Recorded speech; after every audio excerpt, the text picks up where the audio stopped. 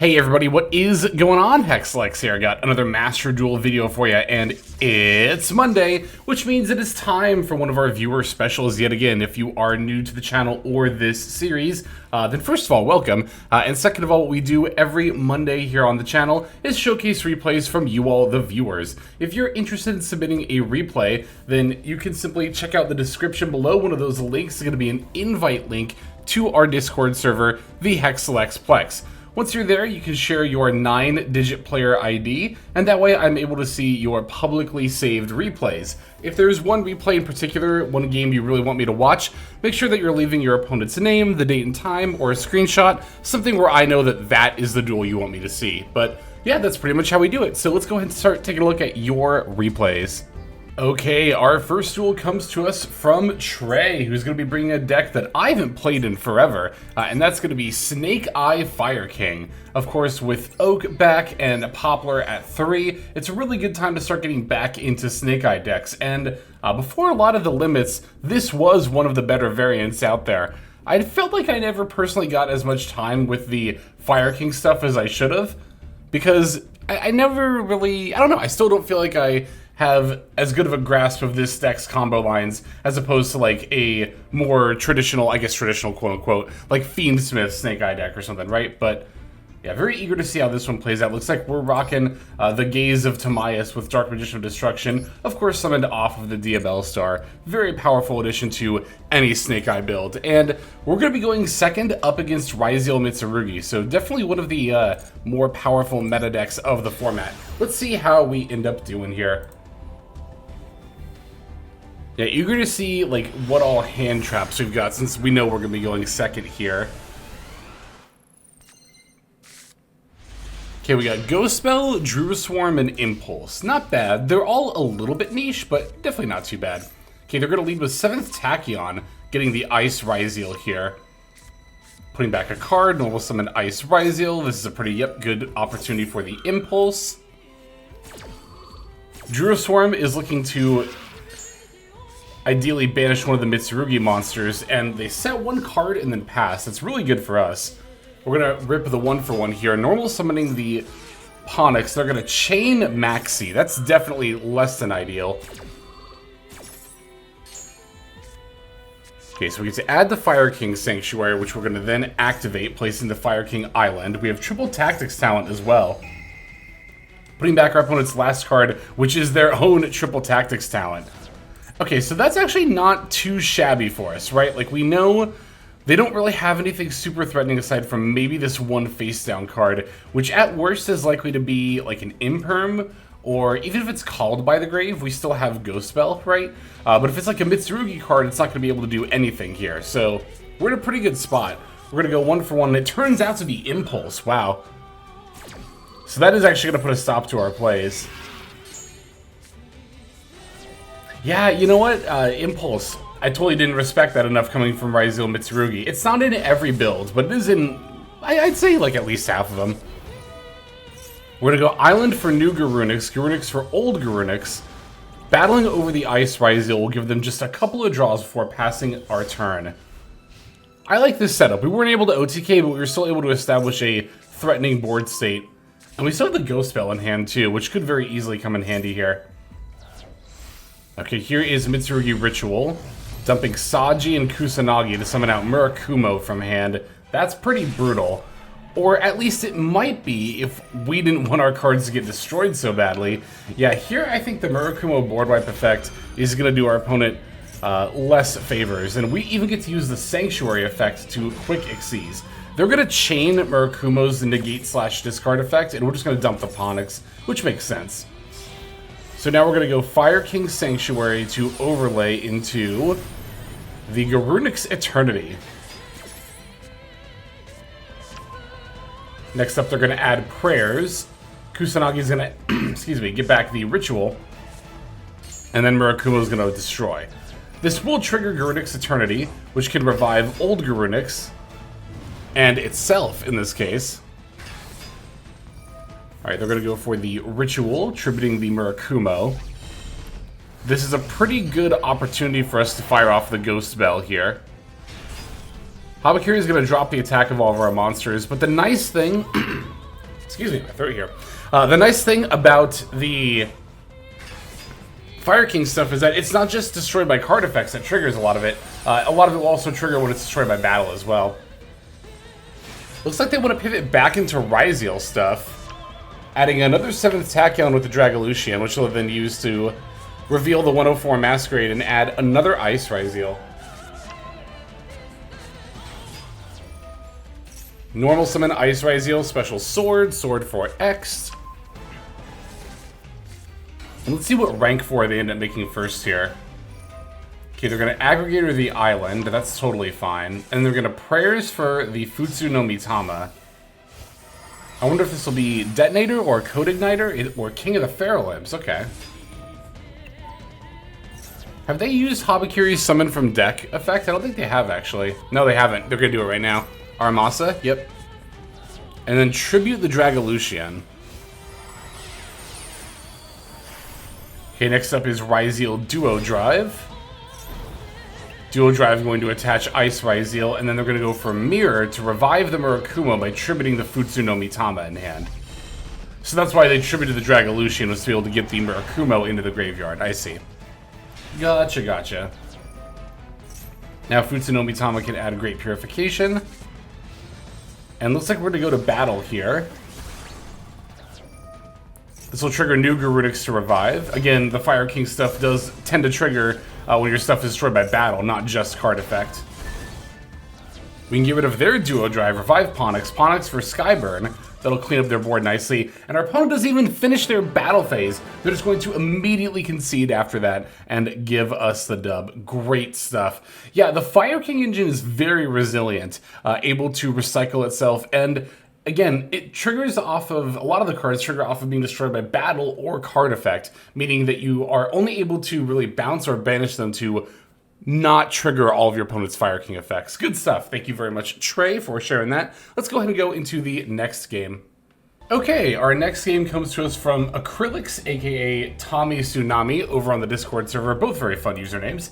And we are going to be watching another going second game. This one is a 6-turn back and forth duel where we are going to be on a 60-card Punk deck. Love to see it. We got the Horus engine, we got Millennium, we got Fiendsmith, as well as a bunch of fun utility cards like Quibble Hedgehog, Psybeast.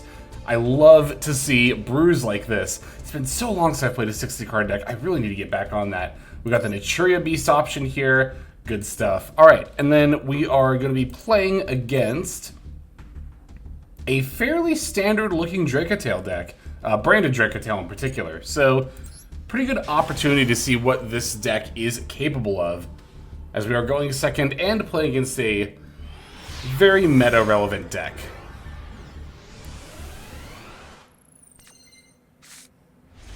Alright, what do we got? All Engine. This hand would have been phenomenal going first. We have like one of everything. We have Engraver, Imseti, Sengenjin, and the Punk Foxy Tune.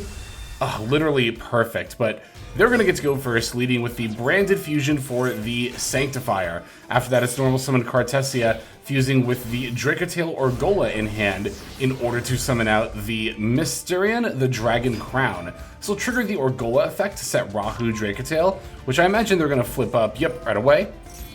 It's going to fuse Phimena with an Effect Veiler in hand. And this will summon out the Arthelian.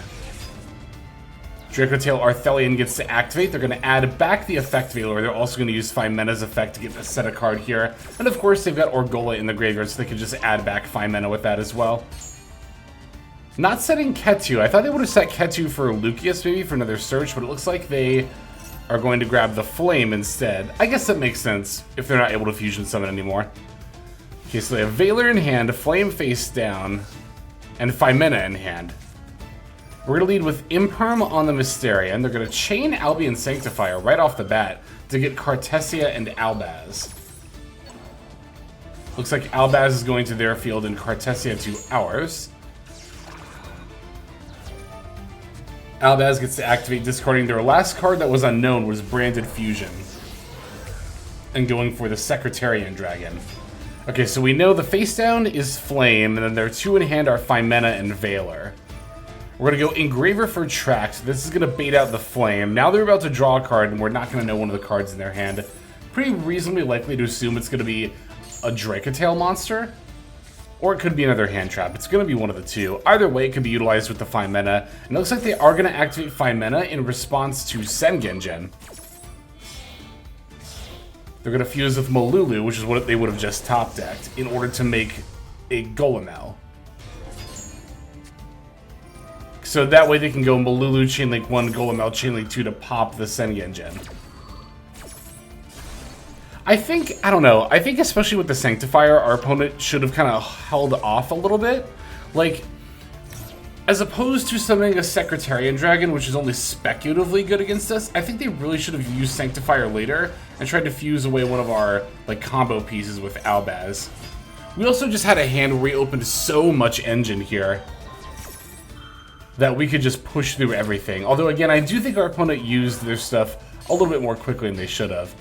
We're going to bait the Veiler with the Spider, and then we can go Gold Sark for the Imseti, or the Hoppy.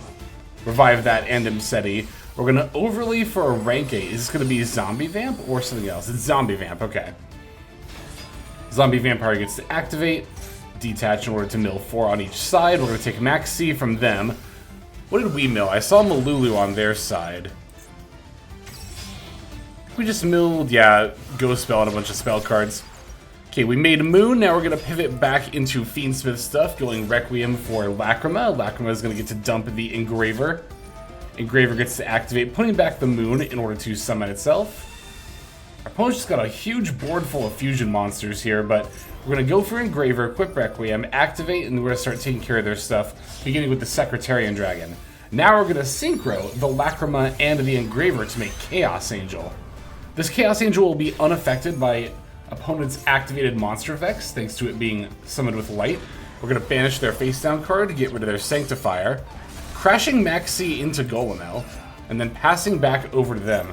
During their end phase, Cartesia gets to add back, and that's going to be it. So, can our opponent get over this Chaos Angel? It's got more attack points than anything on their board, and I think just about more than anything they can summon. And remember, it's not affected by activated monster effects, meaning Arthelion cannot bounce it, and Golem cannot pop it. They can get rid of the Gold Sark, or the King Sark rather, which they definitely should and will. And then Arthelion's going to add Phimena back to their hand, which doesn't really do a lot here. I mean, okay, they do get to fusion summon, but like, what are they going to make?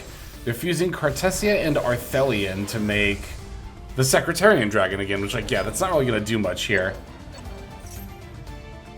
They're going to revive Arthelion by putting back Phimena, but they still cannot get over this Chaos Angel. Cartesia gets to add back. They're going to pass back over to us. Top decking Maxi, right on time, buddy. Alright, we're going to battle over the Mysterion and probably just end up passing right back over to them. Yep. Cartesia adding back yet again, so they have 2 copies of Cartesia in hand. But again, like, those really aren't going to do much. Opponents burned through about half of their extra deck already. I think they should still have, like, another Arthelion left in there. And then the rest will just be various branded fusion monsters, like Mirror Jade, Albion.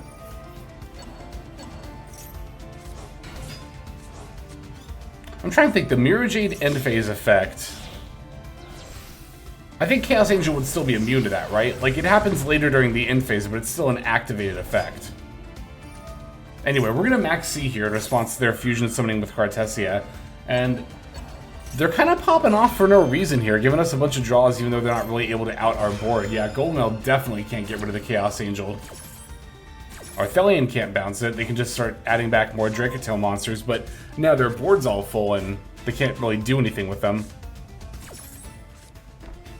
Pan can set Sting, but it can't pop Chaos Angel. And Malulu can set Ketu, but it also cannot negate Chaos Angel. Okay, so they have Sting face down, and then they just set Ketu, right? Yeah.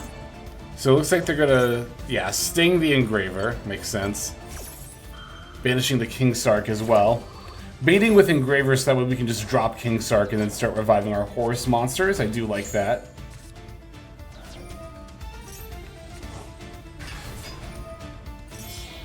Cartesia is gonna fuse Pan and Arthelion, but again, like, what are they gonna make here? Philia Regis. Still not able to out the Chaos Angel. Really, at this point, I'm trying to think if our Dracotail opponent has a way of battling over the Chaos Angel. I feel like that would be their best bet, but I can't. I don't think they have that many attack buffing effects. Okay, now Horn, which they just set, will do it. Because Chaos Angel is only unaffected by activated monster effects, but that Dracotail Horn will do it. So we're going to have to end things here, or at the very least just deal with the face down. We're going to go Jam Fever to draw, getting E-Telly for no Punk Zaamine. Zaamine gets to activate, adding the Rising Scale. And now things are looking a lot better for us here. We can go Rising Scale, summon, go for the Sharkusai. Sharkusai is going to fuse with the Zaamine. It's going to, of course, summon the Rising Carp. And we can even get the Zaamine buff if we wanted to. Or maybe not. I'm trying to remember. Anyway, doesn't really matter. We can still go for the Jam Dragon Drive anyway. Deer Note gets to revive the Sharkusai. And I imagine, in a moment here, yeah, we're going to Synchro Summon for 11. And looking at our life point differential, I can see, yep, Psychic and Punisher. Yet another Towers monster. This one, not only banishing the Horn, which was their only out to Chaos Angel, but just gets to swing in for lethal thanks to its attack buff effect and the difference in our life points. That was a very satisfying game to watch. That was excellent. Yeah, the Chaos Angel, definitely don't underestimate it. It's been a while since I've considered putting it in a build with Fiendsmith, but this game definitely made me realize that, like, there's quite a few meta decks that just cannot out it at all. Again, even here, Dracotail, one of the best decks in the meta, their really only out was the Horn. That ended up getting banished anyway, so that was good stuff. Thank you very much. Acrylics, let's go and take a look at our last game for this video. Okay, so our last game comes to us from Timbo, who is going to be on the Red Dragon Archfiend deck. Wait, sorry, this is the Sky Striker game. Here we go.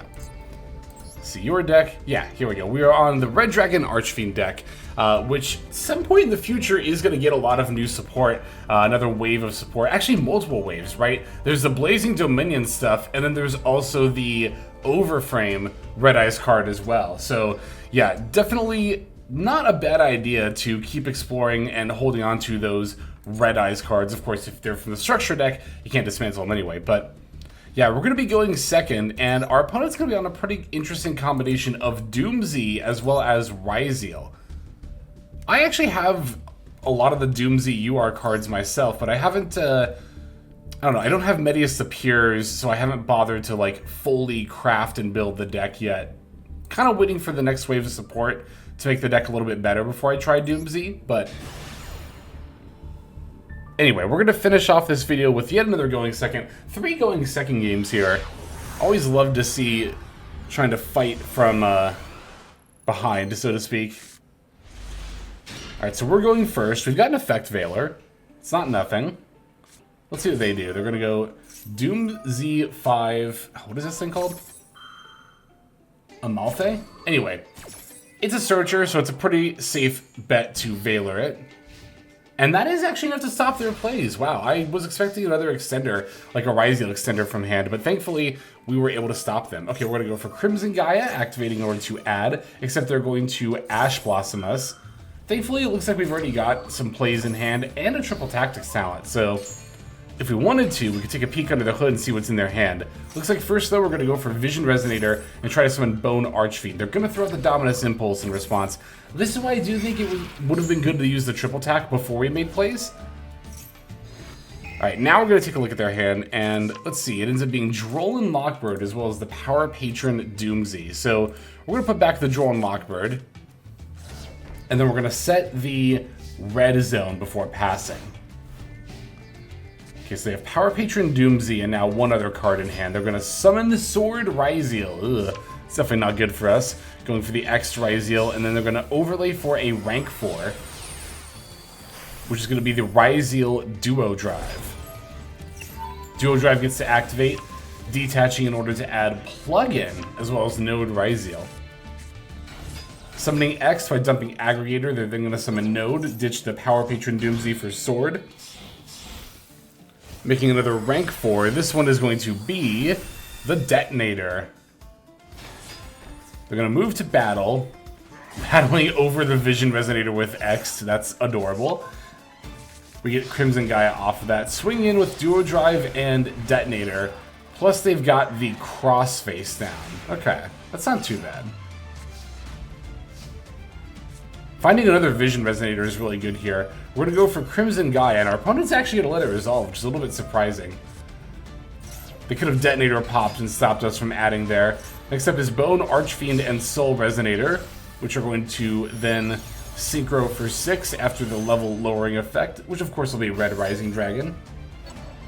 Red Rising going to revive the Crimson Resonator. Crimson Resonator gets to summon out Synchron and, what is the other one? Another Soul Resonator, I see. And that'll summon out the Red Supernova Dragon. Now, Red Supernova cannot be destroyed by card effects, meaning the Detonator really can't do much against it. And the Red Zone...